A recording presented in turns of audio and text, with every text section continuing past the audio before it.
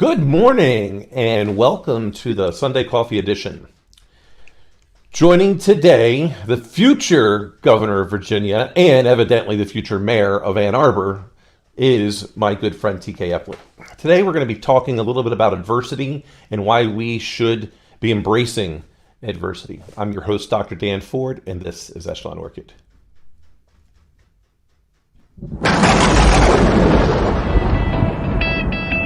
Guess who's back?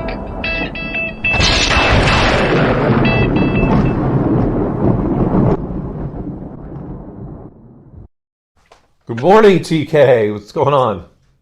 Good morning, Bob. Sir, how are you doing? Well, I feel like I've been kind of hit by a truck. Why? Pulling double duty, this week. We were at the distillery each night, so we do our day job and then head over there and start making product. And it's a lot of steps. But when you start, the whole aspect of adversity for me, at least for this week, was if it could go wrong, it definitely went wrong. All right, so what's really easy to make is our sugar wash, because hey, it's just sugar, water, heat that thing up, no big deal. So Ice, right? Water and cold. We know the recipe. yeah, right. So that was easy. The week started off kind of easy, and then we were having to make some more whiskey. So 125 pounds of grain, about 70 gallons of water. That is so, and your 5 gallons of water weighs roughly about 42 pounds in these things. So it's you're lugging these things up, and throwing it over, pouring this stuff in, holding it. So all that part was great. Right up until the water got above, there's almost like a manhole door on the side to get in there, so you can kind of make it easier to clean. Right. Starts leaking. And I'm I take it that's not optimal. yeah, it's definitely not optimal. So I am like Whiskey Tango Foxtrot. Take a moment, because I'm going. It's not so much the money that's in there for that, because it's maybe $200. It's that I don't have any other grain. Like, this is the last part of the grain, so it would take me, unless I get in the car and drive down to Carmel, Indiana, which is outside of Indianapolis. I'm like, don't have anything. So I'm like, all right, we got to figure out how we're going to get all of the water out. And then, and I don't even know that I can move the grain at this point away from the door. So something that's The grain not commingled yet. no, they're commingled. They're in there. So I'm going, all right, I've got to get this water out. And don't know how. I mean, I don't know if it's thankfully or not, but the water has not yet. The grains hasn't soaked up a bunch of the water just yet. It hasn't been in there very long, but enough. So we get the water out of there, and I'm like, all right, now let's go get the shovel, sanitize the shovel again, and try to move the grain away from the door. and like, all right, let's take a look at this thing. So I'm going, do it, and the door, the bolt to the door, the swing door is loose. And I'm like, well, okay, let's tighten this thing up, see what happens. Yep, so it's tight, got everything going. Let's re-put back in the water, so we're re-pumping it back over. Leaking a little bit again now, and I'm like going, how the hell is this thing leaking? Well, now the bolt was too tight, and so at the top it wasn't getting a good seal. So I'm like, all right, well, let's just start loosening a little bit. Bam, bam, bam, and just kept on playing with it. And then, all right, let's add this to the checklist. Can you see any daylight? No. Okay. Well, from the shining the flashlight on there, and of course the missus is like, well, why am I using my phone? And I'm like, well, because if you drop your phone in there, it's not that big of a deal. I dropped my phone in there, like, this is, I got to work. Like, this is primarily your full-time job. We can go and get you a new phone, but for me, it's a big pain in the ass, because I got to add all the enterprise stuff back in there. So, all right, I got to add this to the checklist. Let's not make this mistake. So as we're going to get this thing done, let's look to make sure that there's no light, that it's not too tight and not too loose. just right. So then you got all that going. So we're like, all right, yesterday we're like, all right, we're gonna distill the vodka. And so for the first time, we've got the still, which is I say it's small. It's 42 gallons, which to me that's still, it's small for a lot, but for us, it's still pretty big. But by the time you add in all the chambers, this thing, I had to use the 16-foot ladder in order to be able to put everything up on top. Because each one's a chamber. Well, all right, we're seeing the bubbling going in, and then all of a sudden, a bunch of the product is coming out the sides of this thing. I'm like, all right, turn it off. Thankfully, you turn it off, it cools down pretty quickly. Well, not all gaskets appear to be made equally. So, some gaskets on there fit nice perfectly, others not so much. So we wound up figuring that out. But this also, now you're talking about something that's quite heavy, and trying to maneuver these things on. So we got all that going, and hey, it produced what it was supposed to produce, and that we had vodka coming off that still started off at about 194 proof, and of course it stops at 190. So we got a good amount when we start. We only started with about 5% alcohol, and so of 50 or roughly 40 gallons at 5%, we got about a gallon at 190 proof. But then we got another gallon and a half for the gin. So, right. That's before we are cutting it with the water. So, fair amount. And we still have. Serve your vodka up at 190 proof. I mean, you could, but I wouldn't recommend it. Yeah, yeah, I wouldn't recommend it. The missus was like, "Hey, just tasting it because then you got to keep going. All right, are we still in the? Are we in the heads, the hearts, wherever we're at?" She's like, "I feel like I'm getting drunk," and I'm like, "Well, yeah, you don't have to taste it every 30 seconds." Like, there's a guy on TikTok. He's called the Unemployed Sommelier, and he started off during COVID, early days of COVID, starting with like some quality spirits and wines, and now he just does all of the bats. Like he did the sommelier review of Mad Dog 2020, and he did Everclear. He was obviously getting liquored up. Oh yeah. So just by trying to taste it, he's got a whole series of $5 bottles of liquor, and they're like fifths that come in plastic bottles, and they're just off-brand vodkas and tequilas and stuff like that. And it's that's what I think of. It's like every time you're talking to me about hey, it comes off at 190 proof, and you're all 5 feet tall of your wife is trying to. Is to test it. I could just imagine her sitting on her ass in the room with her legs straight out going, "That's good." Yeah. I told her, I was like, look, the whole aspect here is, wait for a change. And so that change is either, setting your intervals every 15 minutes. It's just, on the finger, how are we looking? Not, every 30 seconds. I'm exaggerating. It wasn't really every 30 seconds, but she was definitely like, I feel like I'm getting a little drunk here. I'm like, well, that's 190 proof there, so yeah.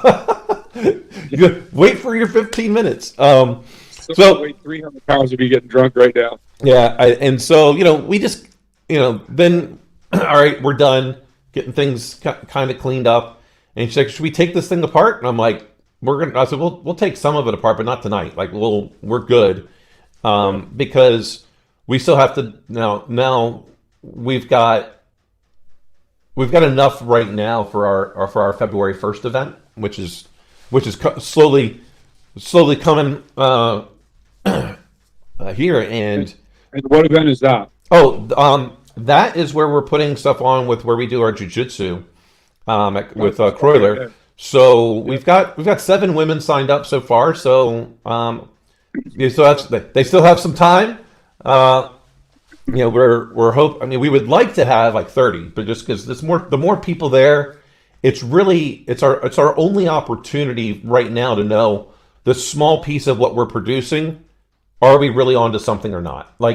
are hey, even though you've had some of the taste there, and I believe you're probably telling me the truth, but you might also be sugarcoating it as well. Who knows? Like, maybe subconsciously you're like, Actually, I'm known for that.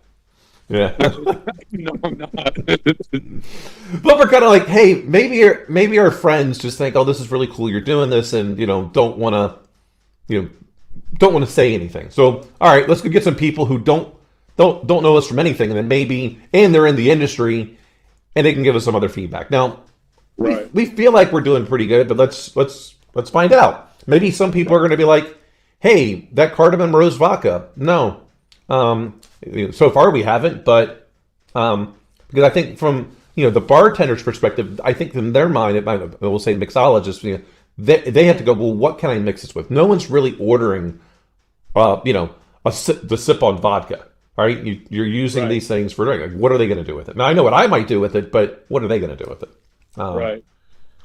I think some of that when you come out with something like cardamom rose or something that's not a traditional like cherry vodka tequila, where they can see a direct line to a previously made drink. They just mess around with it, and it's and the answer might be put soda in there, let the vodka live, like let the flavor of what you got live, and put something that's very neutral in there. Or it might be, hey, those are really try this, and kind of be your own mixologist early on. Yeah. So we've got to do one more round of whiskey, so we can add wood to it. The wood not wood flavoring, but put it to wood for a little bit, and then the rum. So that way we have everything for everyone to say. So when I go to take apart the still, I'm not taking it all the way apart, but So there was a thing for that, and then the other part, which is what I got to witness yesterday as well. So a person that goes to the gym at the jiu-jitsu place, her name's Kelsey, get her purple belt yesterday. And Nice. I'm watching this warm up of 45 minutes, and I'm going, no, because I've only ever seen a white to blue, not a blue to purple. So white to blue is a 15-minute warm up, that you go through. And I'm like, all right, I'm sitting there and I'm talking to the missus. I'm like, this is a lot longer than 15 minutes. Ain't no way in hell do I want to do that. It was pretty intense, and Dr. Howell, who is the most senior black belt there, was the one getting everyone to warm up, and he's a workout machine. So for him, all this stuff is easy, but he was the one leading this stuff. So I got to see her then go through all of that for 45 minutes. So like, all right, now you're like dead. Then go through all of the techniques. The way they do it is, and I don't know if every school does this or not. I imagine so, because it was the same way in the traditional Chinese martial arts. You go through every single belt promotion. So she had to do the white to blue, and then the blue as well. The purple. And then they just start randomly asking her, do this, do that, do this. And the funny part in here is Dr. Howe goes, I'd like to see you escape from armbar in guard. And she's like, okay. So her partner starts to put her in there, and she just goes like this, takes the arm out. And she's like, and so then he starts laughing. She's like, I don't know what else you want me to do. Like, that's how you get out of it. Like, don't have your arm there. It was pretty funny. And then now, like, to me, it's like, all right, she got through all that stuff. Like, and that's now the hard part's done. You've already demonstrated everything. Now it's just a matter of, are you going to quit? Because it's not, the next piece is you roll with every person there for 2 minutes. And there was like, 30 people there. And you start off all with highest to lowest rank. And so It's actually probably good that way rather than the other way around. yeah, oh yeah. And you can see then, even with how tired she had to have been. It didn't look like it. She was still moving. And so, of course, you're getting tapped by all these, the black belts and the purple belts that are there. I mean, they're as you should. But then some of the higher belts, higher blues, didn't necessarily weren't able to tap her, but it became more neutral after she just, rolled for, 20 straight minutes at this point, or at least that's what it seemed like.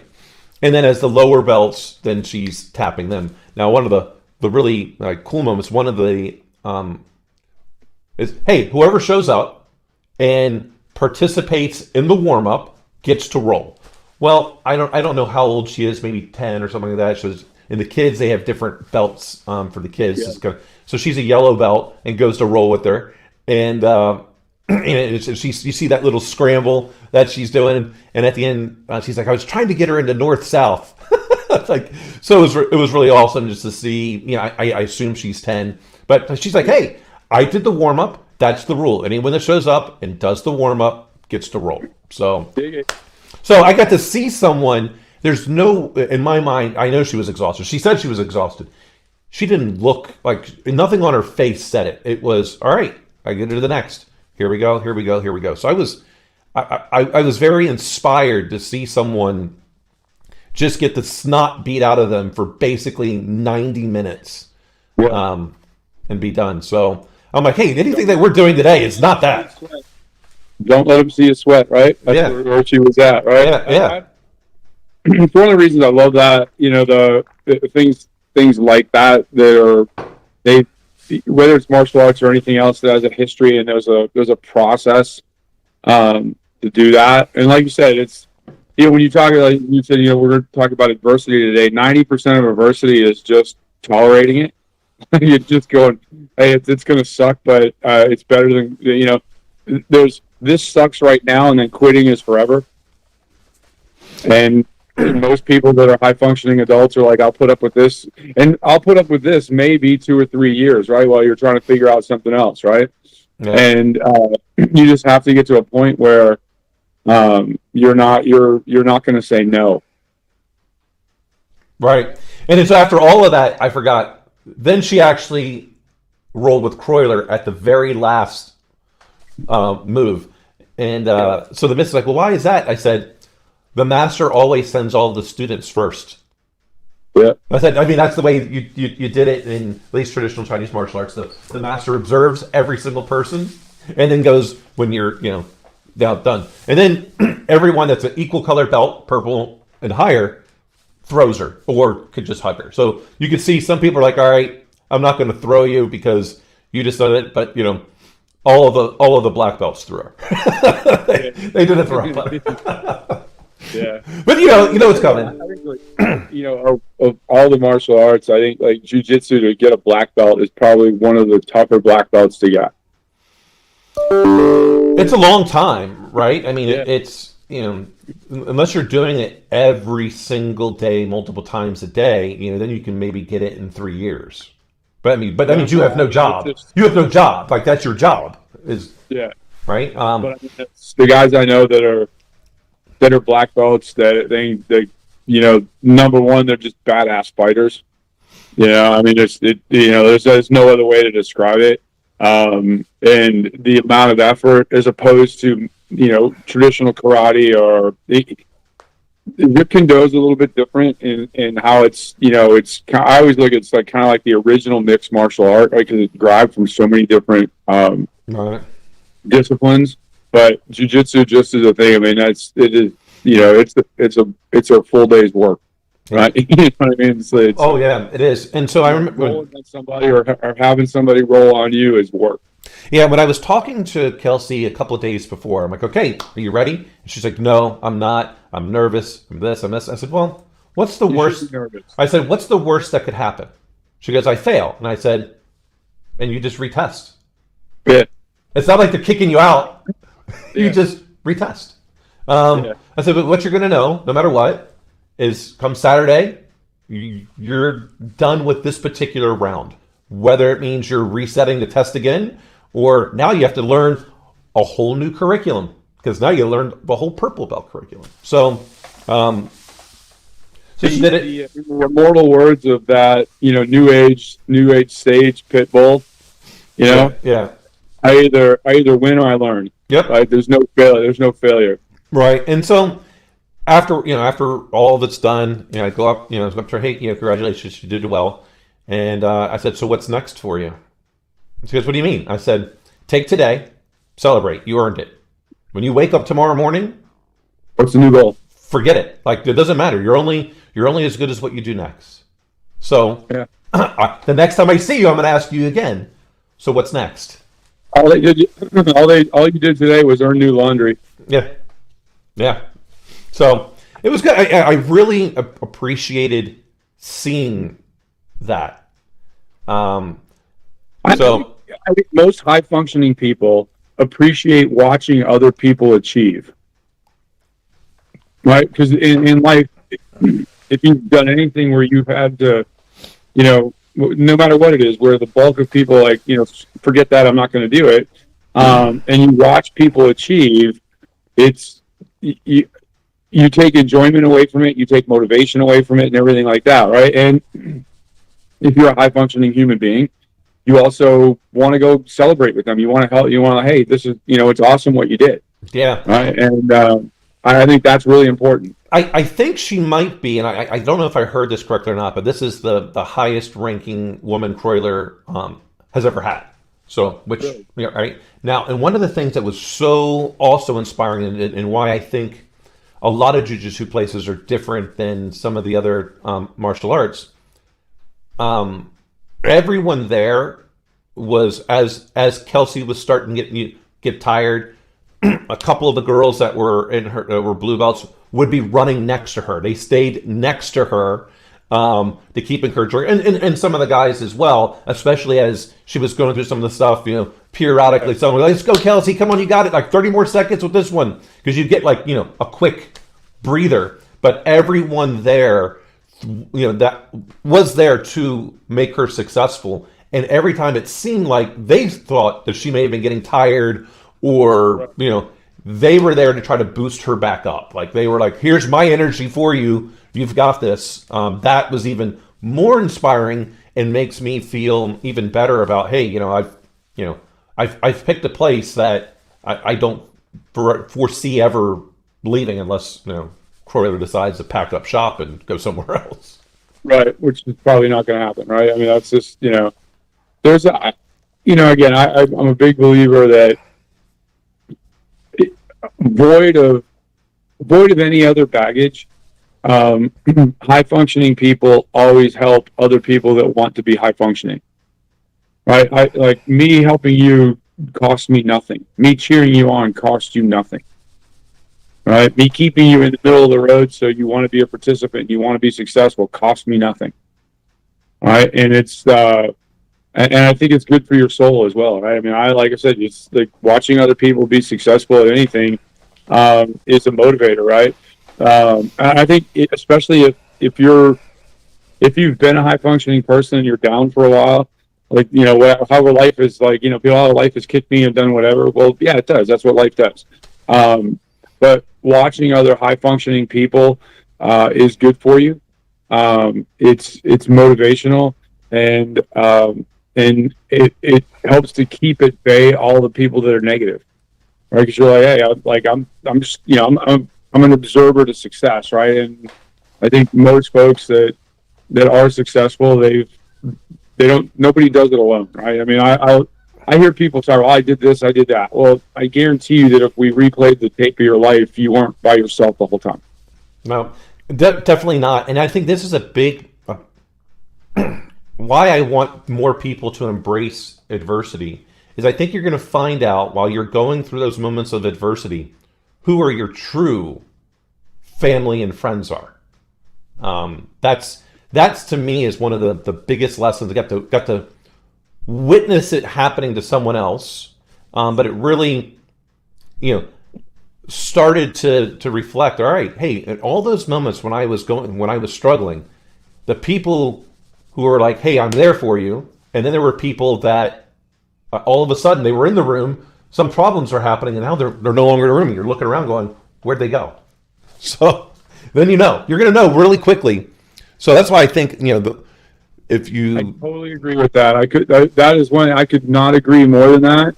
I could not agree any more with you than I already do. That's the hallmark of, people. I've had, air quotes, friends of crane. People get pissed because, it's like, hey, you didn't do it. Well, I was scared. I was just like, no, you were taking care of you. Yeah. Right. At no point in life did you say, hey, I'm going to double down on our relationship as friends, whatever it is. I'm going to double down on that. And regardless of the consequence, here's the thing about adversity and people that are going to help you, or people that say they want to help you. Everybody's willing to help you up to and including the point where it starts to potentially negatively affect them. Right? That is, hey, without regard to my own safety, right? And that could be career-wise, whatever else.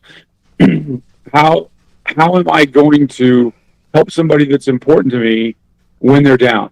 Because you cannot predict when somebody's going to be down. You can't think. It's like your job as a friend, however you want to describe it, in a relationship. When somebody else is down, you have the option to be an observer and pat them on the back lightly, or you can get into the middle of the room and, without regard to yourself, defend them. Right? And if you don't do that, don't come to me afterwards and say, well, I meant to do this, no, you didn't. You meant to take care of you. You are a selfish human being, and the only person that matters to you is you. And you might win today, but you're not going to win at life. Okay. Well, there's one potential alternative to that. They just don't care enough about you, right? They may. That's totally it. That's right. Totally it. Right. They may have been willing to help someone else. They may have been willing to help someone else. Number one is A, they don't care enough about you, and two, they're a weakling. Yeah, well, yeah, because they pretended that you mattered for all that time, and it would have been much better for them to be like, hey, I like to hang out every once in a while with you, bro, or sister, or whatever it might be. But look, that's about it.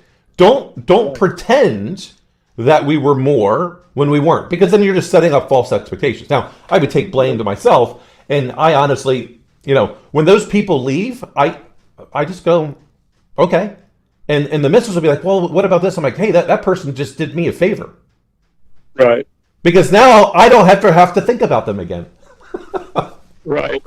I think, I think the hard part about it is, I've talked with folks and they're like that when they'll get pissed off at me because I draw a pretty hard line on this, is they're like, well, I'm not you. Right. Obviously. Right. And I don't mean that. The thing, it's like, and I don't try to, I've never tried to say, hey, other folks have to live their life the way I live mine. But if you tell me that I matter that much to you in your life, or by your actions previous to any adversity, you demonstrate that. Once we get to adversity, and that's too big a hill for you to climb, most of the time, in my experience, people start acting like it was my fault. Yeah, sure. Right. There's a defense mechanism there. I couldn't do this. I couldn't do that. I'm like, you can do whatever you want. You're free, and you can vote, and you can do everything you want in America. I would have more respect for the person, instead of them just disappearing, of them just flat out telling me, hey, look, I can't help you with that. Okay. Right? At least then I know I mattered enough for you to tell me, rather than just ghosting. It's not even ghosting. I mean, you can still hang out with the person, you can still be there, but when you challenge somebody on like, hey, and a lot of it with me is like, it's something I've had to work on, is, whether it's you or other people in my life, like somebody says, hey, I'm hurt, I need help, boom, I'm on the way, I'm going to be there, I'm going to help out. Yeah, right? It's where are you, not what do you need, it's where are you. Yeah, are you safe? Is it, Yeah, exactly. And in certain situations, in the last 5 or so years, where thing. It's like been like, yeah, you really matter to me until it could adversely affect me. All right, that right there to me is that I can't deal with that. Right, and my problem is with people that are like that. I'll plainly say, I impose how I would have acted as part of the big dynamic of that relationship. I'm like, well, I wouldn't have done that. And they're like, yeah, I know you wouldn't have. So basically, I'm just here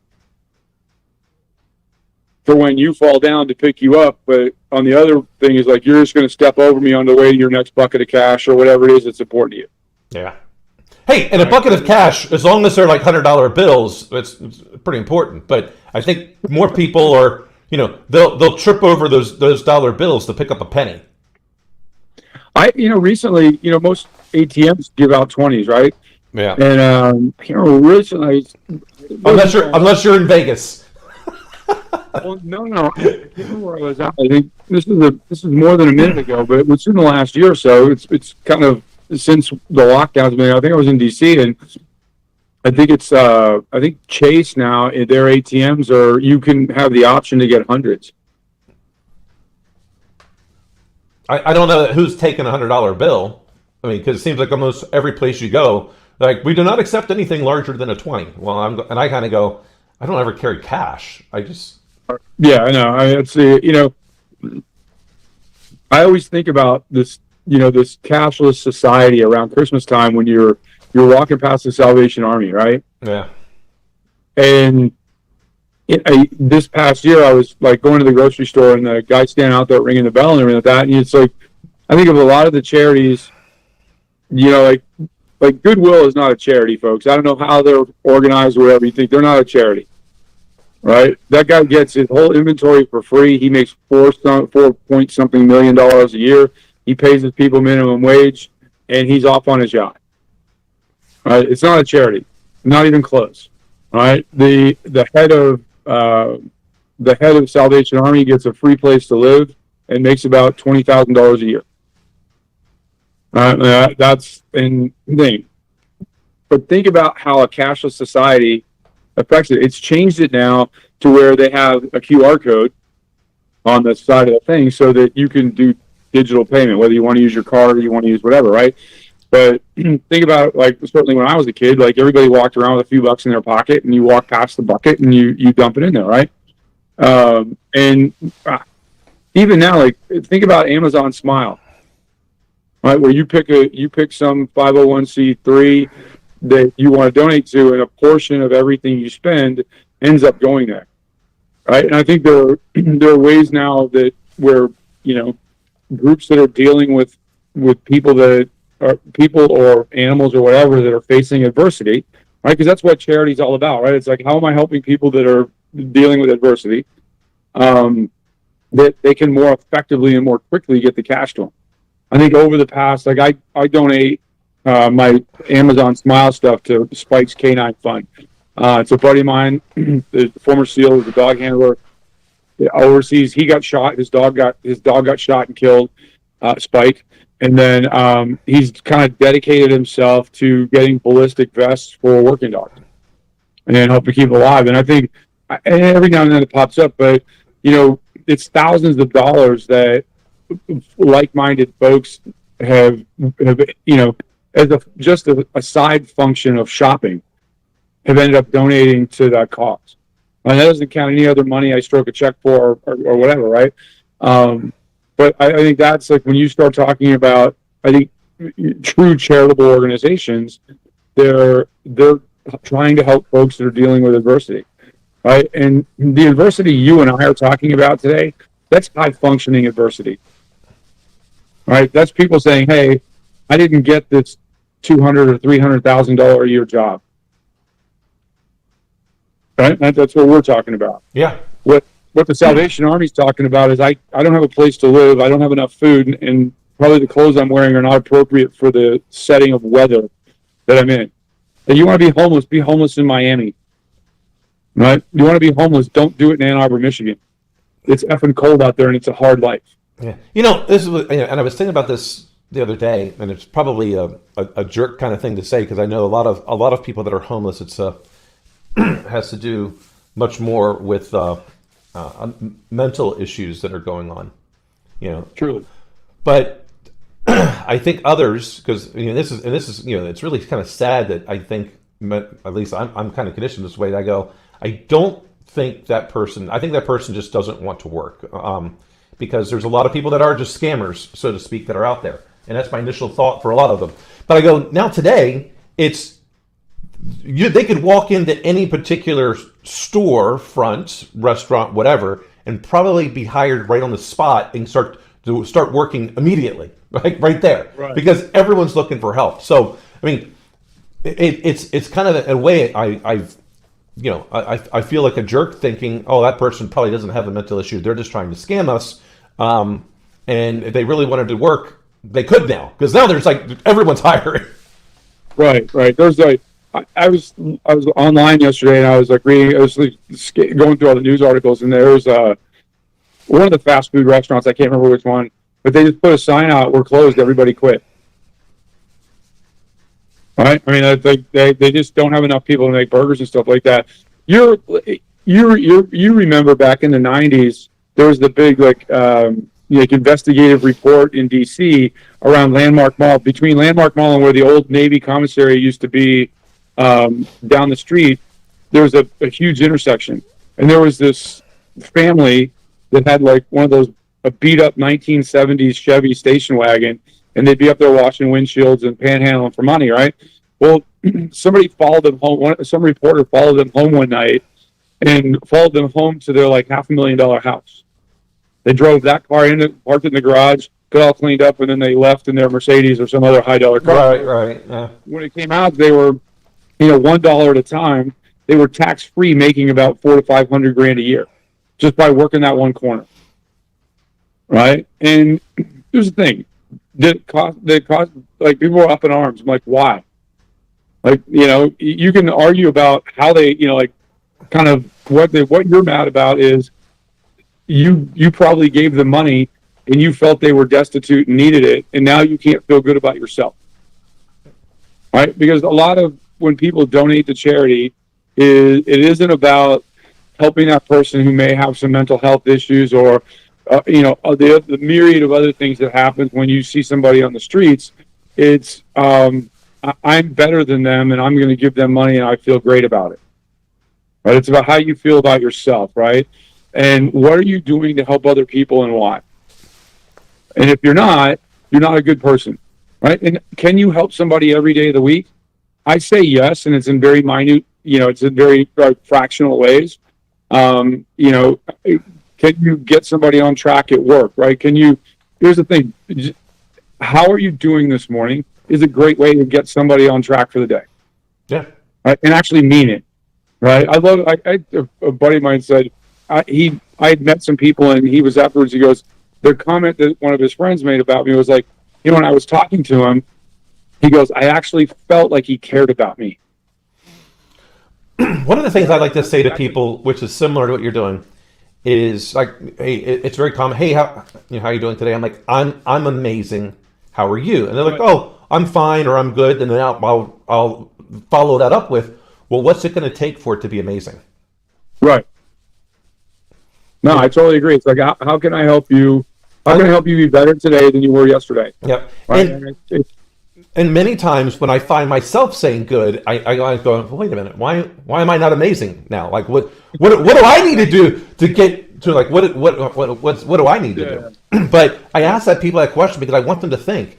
Hey, some of them are like, hey, it's going to be much better when I get off work. Okay. Well, but maybe they are thinking about it. Maybe they're not. I at least feel like I'm doing my part to help that person be better at some point that day for them, because they're going to think about it. Maybe it's having that beer with their buddies after work or something. I don't know, but I hope they think about it. But I think a lot of it, especially from a leadership perspective, is how am I not in putting a roadblock up? How am I not putting an impediment up? Right? And you show up, and here's the thing, it's almost to a certain extent it's if you're going to motivate everybody else, or that's your desire, right, as a leader, to get everybody to be as high functioning as humanly possible, how am I doing that? And more importantly, how am I doing it with myself before I show up? Right? Like when you get up in the morning and you start moving around and you start getting ready for your day, what affirmations and how am I going about my own business to make this a great day? Right. Right. And I think certainly with what I'm doing now or like that, like I don't get out of bed and go, it's like the old attitude, I've got to do this or I get to do this. Right. And the minute you adopt, I get to do this, then your day is going to be even the hard stuff. Right. And that makes, when you talk about adversity, even the crap you don't want to do, right, all day long, it's like, I get to do this. There's a lot of people that aren't in my position that they're scrambling for food. They're like worried about where their shelter is going to come from and everything like that. I don't have any of those problems. All my problems are first world, high functioning people problems. Yeah. Right. And as long as that's the case, my life is great. Right. I get pissed off about things and everything like that, but I'm basically just being pissed off at like silly stuff. Well, but most of the time when I get, angry at this point, it's because it's at myself because I didn't think of that. Hey, I had to take that moment. The stills, the still is having a leak in it, and I took that moment and I was angry. All right, now I got to fix the problem. But I was angry in that. How come I didn't foresee that? Right. Not it, like, because the missus is there, not and I don't know if she thought at that particular moment I was mad because she was the one putting the stuff together, but I went back and checked it. Right. So before we do anything, it's all right. Check my work. All right. Does this look right? So, so it's again, even if she did do it correct, I still went and checked it before we put anything in there. If I hooked it up, she's looking over and checking it. So it doesn't really matter which one, but I went, hey, I should have seen that. And, I think on stuff like that, especially like, because effectively you guys started from ground zero and you're learning a new skill. Yeah. Right. And you've gotten some input from outside people, but it's not been about the nuts and bolts, right? It's been about, hey, buy high quality grains, do this, do that. Right. But at the end of it, when you start doing that, with something like that, that's a nuisance, right? It's not something to get mad at, right? It's like, okay, like what didn't I know? Right. And I think for me, it's like one of the great things about having started work where I'm working now is it's non-traditional of what I've done before. Right. So there's a whole new block of skills and information that I needed to learn how to consume and everything. And it's like 6 months later, I'm getting there and we're having a blast. Yeah. Right. And, how I kind of consumed in the beginning was I would have others in the room with me when we're when I'm talking to folks and everything else. Why? Because I knew what I didn't know. Right. Now there's less and less of those things. Everybody's about their business, they're going to work. I wasn't mad about that. I just knew there was information I didn't understand. And the difference between this is I have a group of people that can sit in the room and help me consume it and learn it and go, okay, all right, cool. I heard that. I understand that now. Boom. I won't need you for this. To a certain extent, you guys are on your own when the water starts leaking. Yeah. Yeah. And you're like, okay, why is that? I'm not mad about it. It's actually, to me, I think that's a really cool thing is because you know what? You learned something yesterday. Oh yeah. Yeah. Right? It's like you said, I'm either successful or I learned. Yep. I just think let's add it to the checklist. All right. Because because the whole idea is that if we eventually we want to be able to have employees, right? The idea is that we want to employ people. Right. And so if we're going to train them, we need to know how to do it. All right. Now, the only thing they won't be able to do, at least while we're still alive, is making the cuts, because that's the one thing you don't want to delegate away. That's the secret sauce, which is right. Her taste buds. Exactly. Yeah. Exactly. Because this is the EchelonOrchid, it'll get you drunk. Yeah. Right? So you don't want to be. That's not what you want to be known for. Right. And so, she was saying yesterday, I think it's done. You taste it. I said, I don't need to taste it. She said, well, why is that? And I said, I mean, I'll taste it, but if you think it's done, then it's done. It's not like any of this stuff goes to waste, because when it's done, you're into the tails, and we're keeping the tails anyway, because the tails and the heads help you with your flavor profile and staying consistent over time. So I said, Right. if you're saying it's done, then it's done. Like, just there's no harm. So let's turn it off. Have confidence in yourself. Yeah, because if we're saying, with a premium product, we're not trying to cut any quarters, which means we want to be dead on accurate in the hearts. And if that means we only took the middle, the heart of the hearts, so be it. We're not throwing it out. It's not going down the drain. It's going to go back in these other barrels. One is labeled heads, the other one is labeled tails. So Yeah. it's not a big deal. Right. So, don't worry about it. Just, you're making the cut. We're going to know. Well, how are we going to know? Because if people taste it and they go, "This is garbage," then we probably had too much tails in there. But I don't think so. It's at the appropriate proof. There's no smell there, and it tastes neutral. As you said, hey, this is no longer tasting neutral. Then it's done. So. Right. That's awesome. So it's but yeah, you're right. Yeah, we just keep learning as we're going, and quite frankly, it's something that we're having fun with. And hopefully we get to eventually hire hundreds and hundreds of people over the next however many years. Hopefully sooner rather than later, but that's our goal. We want to be high, because even like when we get to a point of a restaurant, and I believe almost no one in the restaurant business will do this. And even if they do, great. Like, I don't want to pay the service people there, the waiters and waitresses or whatever they call themselves. I don't know what the politically correct term. Maybe it's just server. I don't know. I don't want to pay them their $2.75 an hour or whatever it is. I want to pay them much higher. I don't know exactly what, but like triple, and be able to provide them health insurance, because I need them to stay healthy.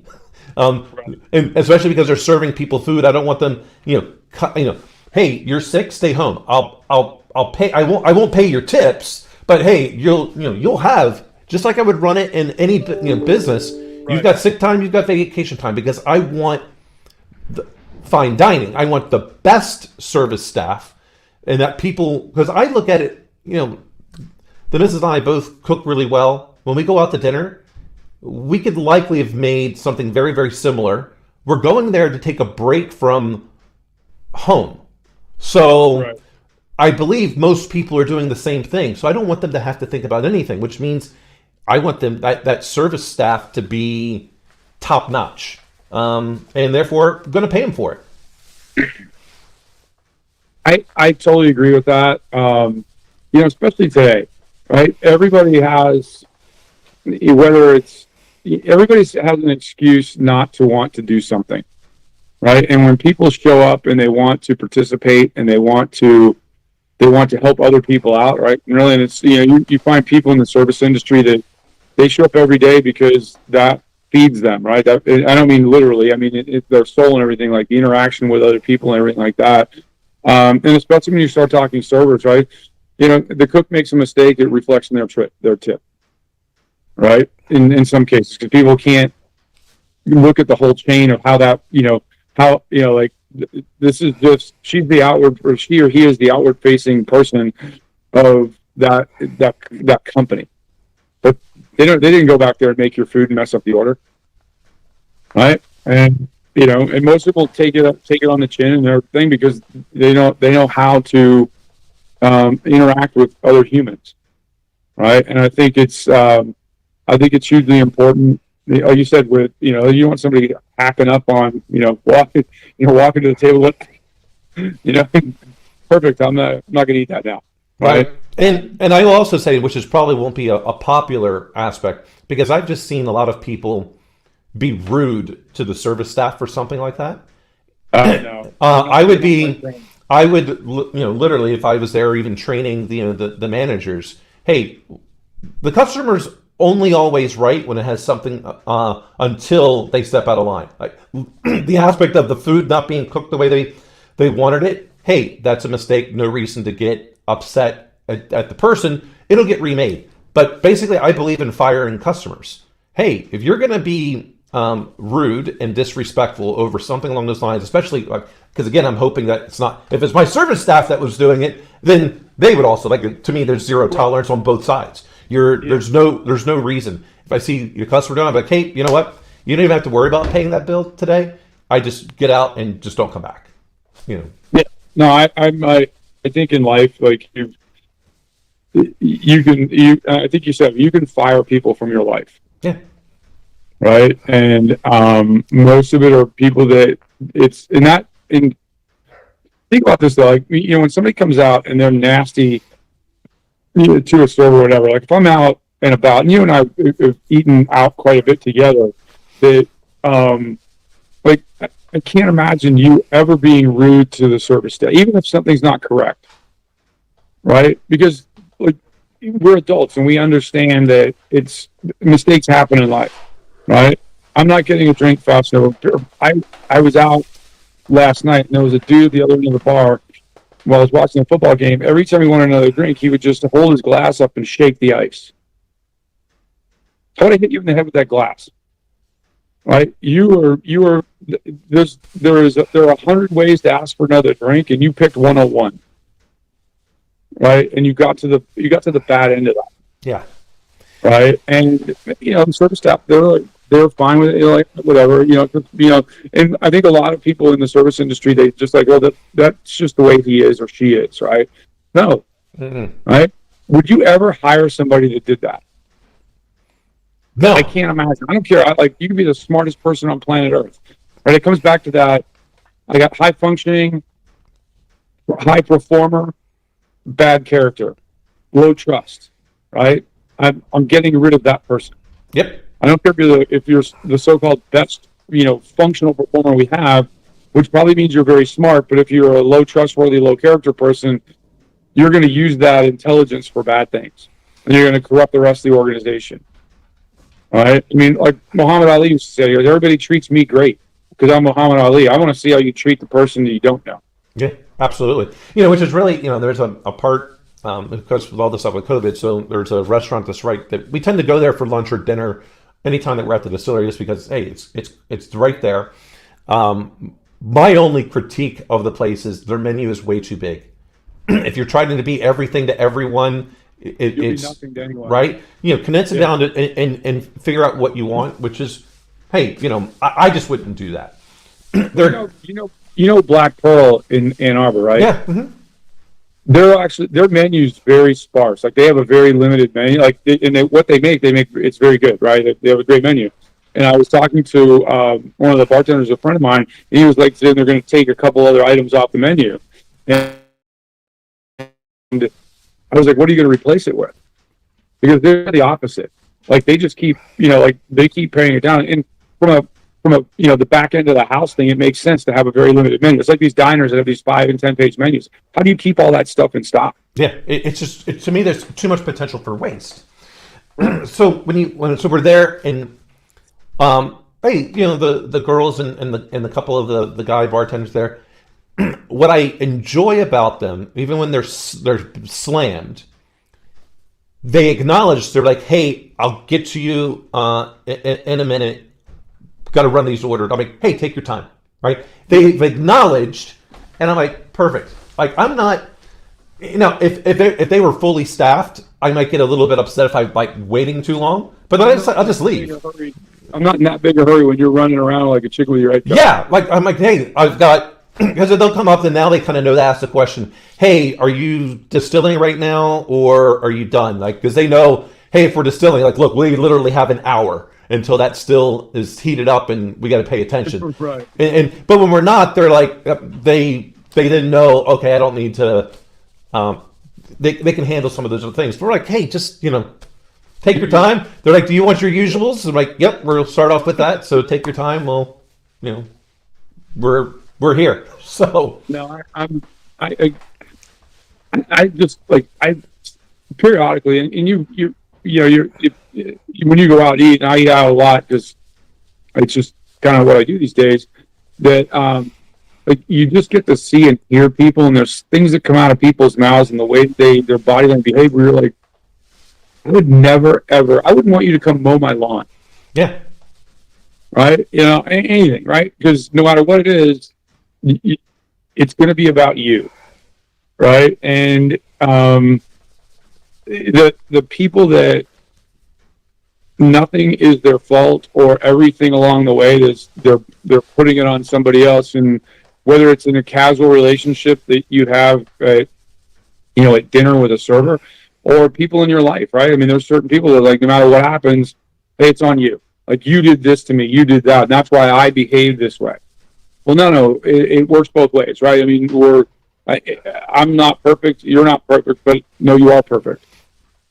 Right, and that everything is somebody else's fault, right? And I think a lot of times when servers get jaded, and that's why I think you and I are both the same way. Like, I want to get to know their names, because once you know my name and I know your name, the opportunity for you to treat me badly it diminishes greatly. Yeah, and I'm horrible with names. I have to I can remember the face, and it's just for names, unless I'm seeing that person a little bit more regularly, which some of I have, but I always, when I'll say to them, I'm so sorry, I don't remember what your name is. Right. Hey, but again, that's a high functioning adult move, right? It's like it's on me, right? And I think there's the two sides of a high functioning adult thing.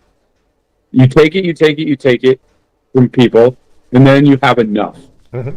And then once you've had enough, people will look at you and go, oh, he's becoming that person, or she's becoming that person. No, I'm not. I am decidedly not becoming I'm not becoming who you are or what you despise. I've had enough. Yeah, I'm done.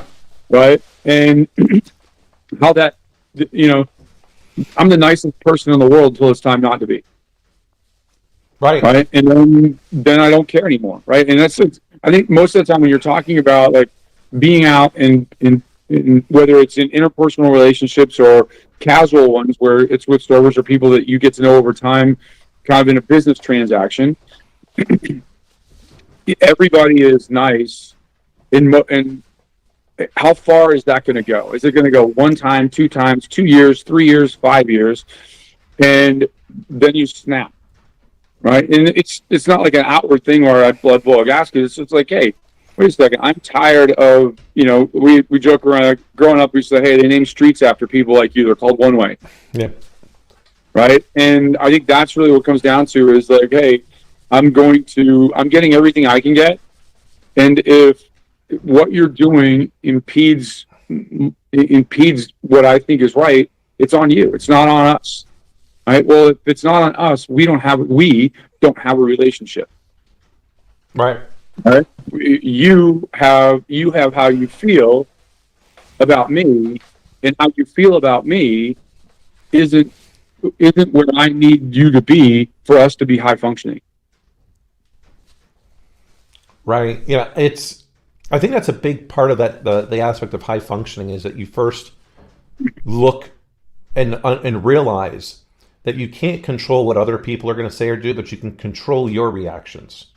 And sometimes, especially in long-standing, deep interpersonal relationships, sometimes you can't control your reactions because it's emotional, right? There's things that, it's I always like the concept of, like, well, don't worry about the past. Well, no, that informs the future. Absolutely. And so I guess to clarify, like, look, we're still human. We're going to we're going to wind up having that reaction. But I think the more you start to focus on those things, the less you will have those negative reactions when someone does something, and you don't blame.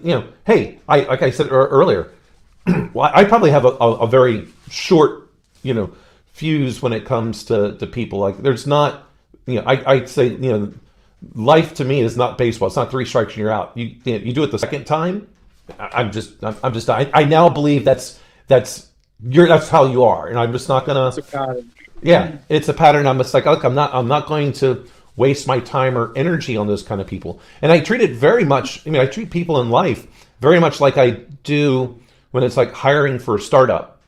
I hire slow, but I will fire fast because culture is everything. And the people around me represent me. And so if all they know is, hey, that Dan hangs out with that person, and if that person is doing things that are reprehensible later, I don't want my name ever being associated with that individual. Right. I know I've said it on the show before, and I think I'll say it again. It's like, where I'm at now, I walked into a very unbelievably high functioning culture situation, and I got busy highlighting that with all the folks that we work with. And now whenever we hire, everybody is very acutely attuned to the culture piece. I'm like, I can teach somebody how to do anything. You might not specifically know how to do what we need to do, but you've got, you're in SI, you're an electrical engineer and a computer, or, that kind of thing. It's not going to be hard to teach you what to do. I can't teach you how not to be a jackass. Yeah, you should have already known that. I can't work with you if everything in your life is not your fault. All right? And there's the hey, I'll tell you what you want to hear, like, hey, I'm trying, things are changing, all this other stuff, but then your actions were like, well, when you get pressed or you get under we put you under a little bit of pressure, now all of a sudden everything else is somebody else's fault. Right? That to me is, I can't square that up, right?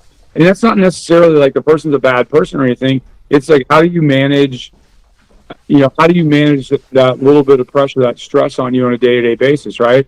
And I think doing that in small blocks, the thing, I like to think it's like, I can take a lot of people's shit for a long time, but at some point I'm just going to be like, right?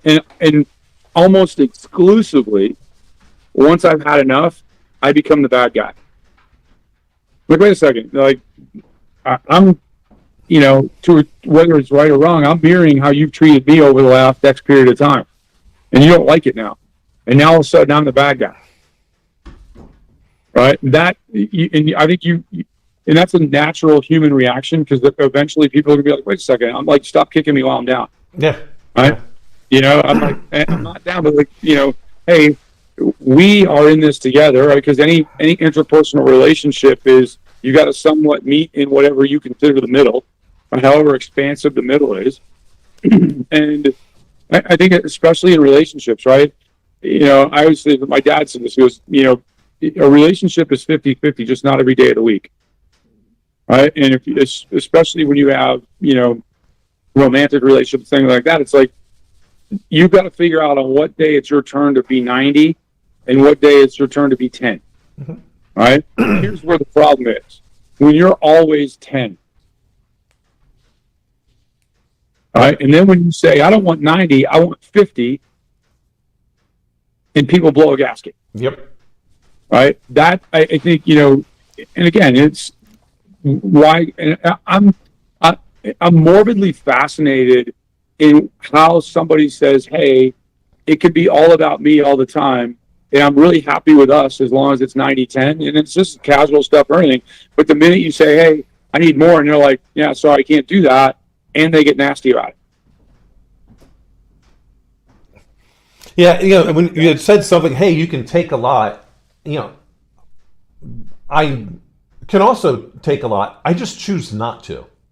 I'm just, you know what I mean? I'm like, all right, I'm not going to, which, especially now, maybe it has to do with, all the failed marriages. I now realize pretty quickly, like, all right, this is not what I want in something. And I believe at this point, I do have, but because it is much more, just like you mentioned, sometimes it is 90-10, but really, I feel like it definitely balances out, to that, that 50-50, if not, maybe even sad to say, it's probably closer to 60-40 on the Mrs. side, because I think it's just a Midwestern thing. And she may feel differently, but I feel like in many ways, she takes care of a lot more than what I do. But right, that could be just my perception. I think in any kind of interpersonal relationship, it can be 90-10, but you have to know and you have to understand, and it's experientially usually, that when shit goes down on your side of the relationship, that person is going to cross the 50-50 line to come over to you. Yeah. Right. And that's at work. That's at anything else. Right. But it's most highlighted in, interpersonal relationships with people that you want to spend time with, or spend your life with. Right. And you've got to work through that. And when it's not, and you highlight to somebody, hey, this is where it's at. Oddly enough, they get really angry. Yeah. And then you're like, well, okay, where do you want me to go? Right. And that's when things start, at work or whatever else. It's like, and it's like being the boss, you have the opportunity to get rid of those people. Right. But I'm fortunate in where I'm at right now that I don't have any of that. Right. But should you get there, it's like, do you want to start by highlighting that and seeing what that reaction is, which is what I would do. It's like, hey, you got to bring more in the middle of the road for us. All right. Everybody else in here is willing to give to other people and help. And, there's a very collaborative way we do work here. And as we grow, I understand that we're going to get to a point where, you on a daily basis, you necessarily can't control some of that just because you've got to get people in the front door. Right. And everybody in the planet Earth, they might not think like us, but they're also, doesn't mean they're not high functioning human beings and, and everything else. Right. But it cracks, like right now, I don't have, like, I show up every day, kind of get out of my truck, click my heels together, and I'm walking into a great situation, and we collaborate and we have a blast. If it turns into something other than that, it's probably largely on my shoulders being a leader, because I didn't see it coming. I wasn't paying attention. I took my eye off the prize type of thing. And I think when you talk from a business perspective, it's like, hey, well, what am I not paying attention to that allowed this situation to happen? Right? And you have to sit there in your office with the door closed and own it. Because if you don't, it's going to get worse. Yeah, I think a lot of people do not enjoy, or actually not even enjoy. I think a lot of people are unwilling to kind of leave themselves to their own thoughts for a moment. I think I don't think they can handle it. I worked a really long day on Friday, and I went out and I went over to Pretzel Bell because my guy Eddie's there, and I just wanted to sit there and have a salad with thing.